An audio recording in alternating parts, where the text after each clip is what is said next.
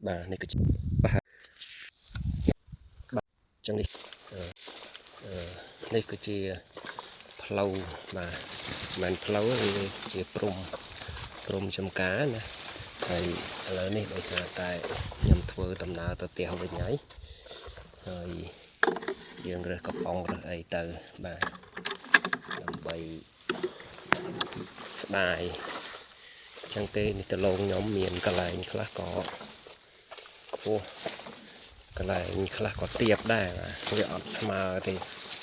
để sao tới đây dưới gì ập miền đã chi chi thế đây nè thôi chiang đập chạm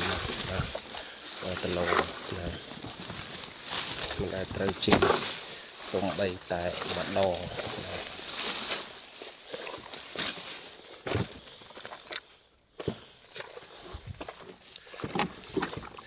chẳng tên này cái gì tận nam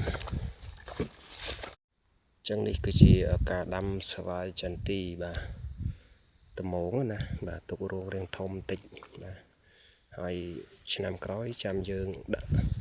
ឲ្យរាងទូចតិចវិញបាទដើម្បីឲ្យតឡងបានមកជូរទៀតអីទៅបាទបានច្រើនតិចចឹងនេះទេសភាពចំការក៏មានស្មៅដែរបងប្អូនស្មៅច្រើនបាទនេះគឺជាស្វាយចន្ទីបាទដែលទៅដាំនៅក្នុងខែ6នេះទេពាក់កណាលខែ6ឥឡូវនេះពាក់កណាលខែ8បាទចូល2ខែបងប្អូនបាទ2ខែនៅក្នុងវីដេអូមួយនេះគឺជាវីដេអូសម្រាប់ថ្ងៃទី18បាទថ្ងៃទី17បាទខែ8 2026បាទប្លុកសម្រាប់ជាអនុស្សាវរីយ៍ណាបាទហើយស្វាយចាប់ផ្ដើមពួកត្រួយមកថ្មីទៀតហើយបាទនេះគឺជាស្វាយហើយអ្វីដែលសំខាន់នេះតកូវវារុំត្រួយមួយបាទពេលយ៉ាងទៅមានអារម្មណ៍ថាយើងត្រូវបាញ់ថ្នាំដើម្បីការពារសត្វល្អិតទៀតហើយបាទប្រហែលជាខ្ញុំត្រូវទៅផ្ទះវិញហើយបងប្អូនទាំងអស់គ្នាបាទនោះមកហើយបាទ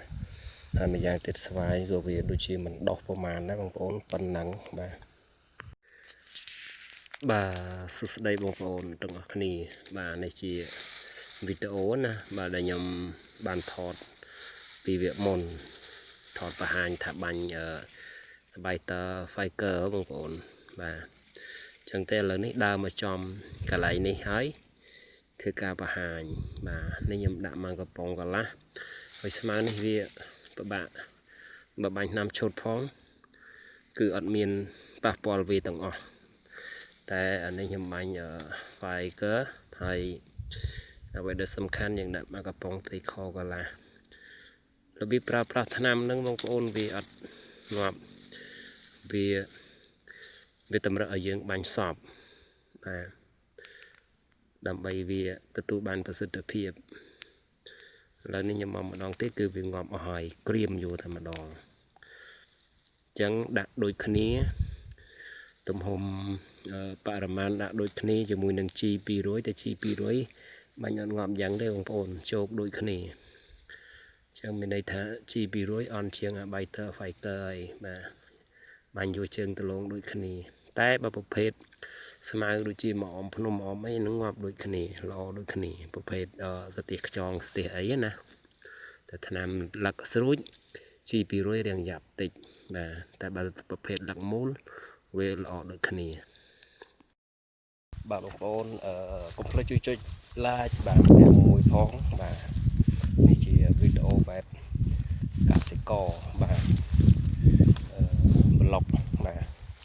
ខ្ញុំថតប្លុកបែបប្រឈួរប៉ុន្តែដោយសារប្របាក់កម្មពេកបាទប្រឈួរទៅមានអារម្មណ៍ស្រួលបាទបងប្អូនកុំភ្លេចជួយចុច like បាទមួយផងបាទ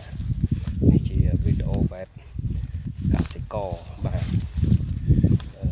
ប្លុកបាទខ្ញុំថតប្លុកបែបប្រឈួរប៉ុន្តែដោយសារប្របាក់កម្មពេកបាទប្រឈួរទៅមានអារម្មណ៍ស្រួលបាទសួស្តីបងប្អូនបាទនេះជាប្លុកខ្លីៗបាទបង្ហាញ ញបងប្អូនបាទពីទេសភាពក៏ដូចជាកន្លែង